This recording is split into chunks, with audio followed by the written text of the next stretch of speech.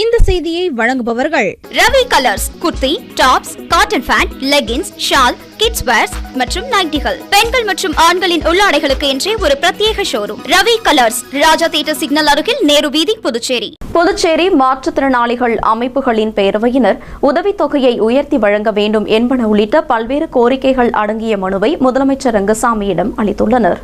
புதுச்சேரி மாற்றுத்திறனாளிகள் அமைப்புகளின் பேரவையினர் சட்டசபை அலுவலகத்தில் உள்ள முதலமைச்சர் ரங்கசாமியை சந்தித்து மனு அளித்தனர்.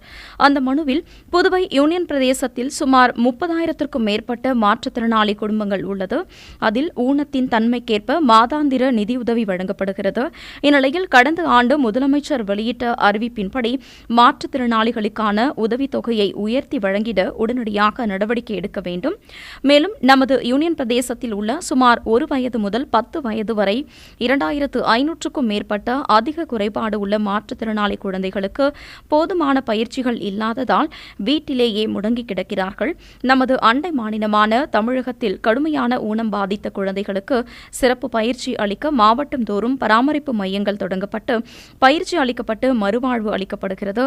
அதேபோல நமது யூனியன் பிரதேசத்திலும் பராமரிப்பு மையங்கள் தொடங்கி அதிக குறைபாடு உள்ள குழந்தைகளுக்கு பயிற்சி அளிக்க பகல் நேர பராமரிப்பு மையம் தொடங்க நடவடிக்கை எடுக்க வேண்டும் என்று அந்த மனுவில் தெரிவித்துள்ளனர்.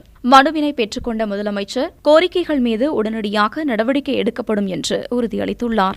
புதுச்சேரி உங்கள் AMN TV செய்திகளை யூடியூபில் உடனுக்குடன் காண AMN TV பாண்டிச்சேரி சேனலை சப்ஸ்கிரைப் செய்யுங்கள். பெல் பட்டனை மறக்காமல் கிளிக் செய்யுங்கள்.